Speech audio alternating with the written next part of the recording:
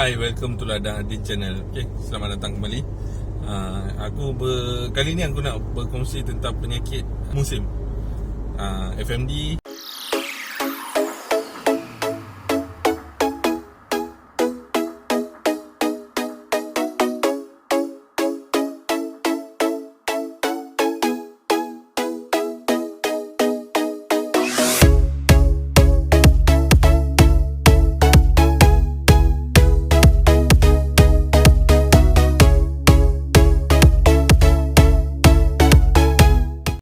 Berjangkit kepada ternakan anda lah. Bila mana ada masuk barang baru ataupun ternakan-ternakan baru yang kita ambil dari luar, yang perlu pemerhatian yang sangat-sangat penting. Okey, yang aku cakap tadi FMD. Manusia pun ada penyakit FMD ni, tapi dia tambah huruf H, HFMD. H hand, F foot, M mouth, D disease. Kalau untuk ternakan, biasa yang akan terkena penyakit FMD ni lembu lah. FMD, foot mouth disease. Kuku mulut ni, dia berjangkit pada ternakan melalui bawaan virus. Kadang-kadang melalui angin ke apa ke, kita tak tahu. Tapi kebanyakannya, contoh aku punya kandang ada FMD, dan korang datang ke kandang aku, korang dah bawa penyakit tu balik ke kandang korang. Sama ada korang dari kandang aku terus balik ke kandang terus buat kerja, itu dah pada aku 100% akan kena lah. Aku akan tunggu panggilan dan korang punya barang akan meletup dengan penyakit FMD. Jadi sebagai langkah pencegahan, kalau contoh korang pergi ke ladang-ladang orang, sebaiknya balik mandi dulu. Ataupun kalau untuk kandang breeding, kalau boleh asingkan dulu ternakan sampai dia betul-betul stabil, dan juga baru kita campurkan dengan gerompok yang lain. Pada pemerhatian aku untuk FMD ni, semua lembu yang ada dekat Malaysia ni rasa memang semua ada dah FMD ni. Cumanya lagi dia menunjukkan tanda atau tak. Setakat yang aku jumpa, masing-masing ada tunjuk simptom, tapi kadang ada yang teruk, ada yang tak teruk. Ada yang sampai pecah mulut, pecah kaki, kuku tercabut pun aku pernah jumpa. Biasa yang macam tu memang tak boleh diselamatkan lah. Sama ada kita akan suruh owner potong ataupun mati begitu saja. Pencegahan dia, kalau ada barang baru masuk untuk kandang breeding, untuk penternakan lah, kandang pengganda, kita beli ibu induk-induk yang bunting, elok diasingkan dahulu, jangan dicampur bila mana sampai. Sebab tu kita kena buat ada satu kandang yang untuk kuarantin dulu. Sebab dalam perjalanan berkemungkinan lembu tu stres. Ni aku cakap berdasarkan perspektif aku dan pengalaman aku sendiri lah. Kalau untuk term-term doktor aku tak tahu, tapi untuk bagi kita mudah faham, mungkin ada yang lebih otai lah, ada yang tengok video-video aku ni. Jadinya untuk lebih mudah faham, aku pakai bahasa yang ringkas dan mudah saja.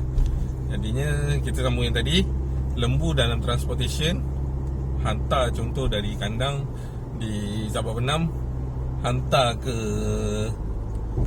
sebagai contoh Kuala Langat. Dalam perjalanan tu mengambil masa 2 jam atau 3 jam. Berkemungkinan lembu tu stres.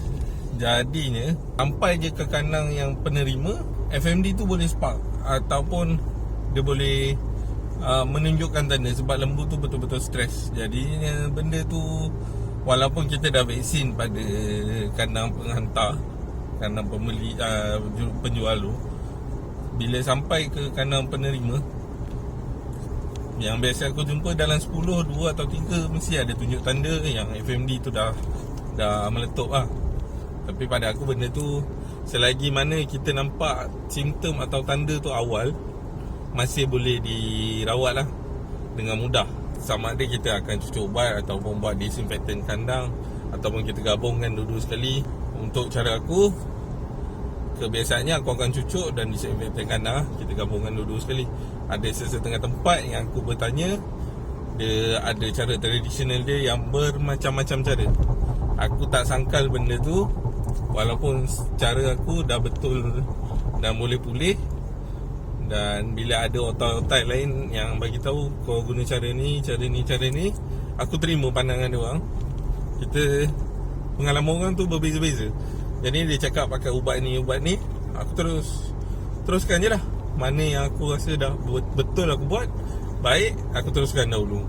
Kalau contoh bila aku buat tu masih tak menunjukkan tanda, aku akan refer teknik yang lain ataupun pengubatan, perawatan yang lain. Kita try pada otai lain punya teknik lah. Tengok pakai ubat apa yang sesuai, apa benda yang boleh dicucuk, macam mana keadaan rawatan untuk FMD ni lah. Jadinya kita sebagai pembeli, kita patut jangka benda yang buruk dulu. Walaupun kita tahu, kita dah tengok keadaan kandang masa kita beli, keadaan ternakan, kita dah ikut peraturan, kita dah vaksin apa semua. So masa dalam perjalanan tu kita tak tahu. Kita kalau berjalan jauh pun boleh jadi mood kita stres. Lagi pula lembu yang berdiri je dalam lori dengan keadaan tak stabil, mungkin panas, haus dan lapar, sakit tu boleh timbul. Jadi pas kita lah bila lembu tu sampai di kandang, seboleh-bolehnya kita nak zero kematian lah. Walaupun kadang penyakit tu boleh kena. Ada juga yang betul-betul jaga ternakan, dia akan follow daripada kandang penjual, dia akan ikut belakang, dan setiap sejam atau 2 jam sekali dia akan berhenti lah untuk bagi mandi ke, sejukkan dulu lembu. Kalau perjalanan jauh dari Kelantan hantar ke Selangor, tu dah makan masa 5 ke 6 jam. Memang jauh perjalanan tu. Lembu pun stres. Jadinya bermacam-macam cara untuk penyakit-penyakit berjangkit ni. Tapi bila mana satu kandang tu dah kena, seboleh-bolehnya, kalau korang nak report, korang report lah. Terpulang lah kat korang. Ada setengah tempat katanya report pun tak guna. Itu aku akan cerita dalam topik lain. Itu topik tu panas. Walau tengah ada penyakit berjangkit tapi korang tak report, topik tu panas. Nanti aku akan kupaskan benda tu, kenapa tak nak report dan apa semua. Okay, tu kita tunggu kat video lain. Okay, yang bila dah sampai, kita ambil cerita yang kita report lah. Kita report apa semua, walaupun tak ada apa-apa tindakan, tapi kita just bagi tahu. Dan kita akan bagi tahu rakan ternak lain lah. Kebanyakan yang kena, contoh kandang aku ada di satu tempat A, keliling tu ada beberapa kandang lain. Contoh lah kandang Ali, dia ada bawa masuk barang daripada Kelantan atau Terengganu ke dari mana-mana lah. Barang dia dah terkena FMD, dah meletup lah masa dekat kandang dia. Tapi dia tak bagi tahu kandang lain, dia dah cuba ubat sendiri. Kes ni biasa aku dapat. Dia hantar gambar apa semua, tengok ni macam FMD. Aku akan terus tanya pada penternak tu, area tempat korang tu ada lembu lain masuk tak? Dan jawapan dia orang ada. Okay, aku boleh syak benda tu FMD lah. Belum lagi aku ceritakan soal LSD, HS, sawah berdarah. Ada 2-3 penyakit berjangkit yang membahaya lah. Bila mana ada kandang lain bawa masuk, tapi dia tak bagi tahu kawan-kawan yang sekitar ada lembu atau ternakan lain masuk. Dan bila ada penyakit berjangkit macam ni, dan terus kalau aku tengok gambar, apa semua aku diagnosis dulu lah. Tengok pada gambar, tengok pada cerita dia. Aku akan tanya dia, history dia, kandang lain ada bawa masuk barang tak. Kalau dia kata ada, okay, kita akan suggest dia ubat macam ni punya ubat. Kita akan tengok barang dia, dan kita akan terus ke lokasi lah. Kita akan servis terus barang dia. Masalah kita, barang masuk betul dah melalui saluran yang betul. Buat permit perjalanan, sijil kesihatan veterina, SKV, permit perjalanan apa semua tu tadi dah betul dah, ambil darah. Tapi bila sampai kandang barang tu meletup, kita tak boleh nak salahkan, sebab kita dah bagi vaksin apa semua. Kadang-kadang ikut rezeki masing-masing, kadang barang tu meletup, melibatkan kandang-kandang yang lain. Itu yang jadi masalah. Tapi kita tak boleh nak salahkan. Tu juga langkah pencegahan kita dah buat. Penyakit ni kita tak nampak macam mana dia boleh berjangkit. Jadinya kita sebagai langkah pencegahan, kita terpaksa keluar modal juga. Walaupun kita penyakit tu bukan bawaan daripada kita sendiri. Tak kisahlah sama ada FMD, LSD, HS, tapi pihak berwajib perlu bertindak aktif lah. Ataupun mungkin perlu rombak semula SOP tentang penyakit berjangkit ni perlu berbincang dengan pemain-pemain industri yang betul-betul real punya pemain industri. Macam mana dia tangani penyakit berjangkit ni. Kadang kita bawa masuk, lembu bukan 10-20 ekor. Kalau real player, big player, player besar ni, mungkin ambil dalam satu kontena tu ada 100 ekor, 2 kontena, 3 kontena punya barang masuk. Jadi walaupun dalam 100-200 ekor tu kita dah vaksin P1, P2, jadah semua vaksin lain tu, bila sampai kandang, kadang ada yang meletup juga. Kandang kita yang tauke yang bawa masuk barang tu okey, tapi kandang keliling pula yang efek dia lebih. Kita tak tahu punca, tapi tiba-tiba kandang lain pula yang meletup. Jadinya dalam kes macam tu, kita tak tahu nak salahkan sesiapa. Jadinya kita cuma buat je lah rawatan sendiri.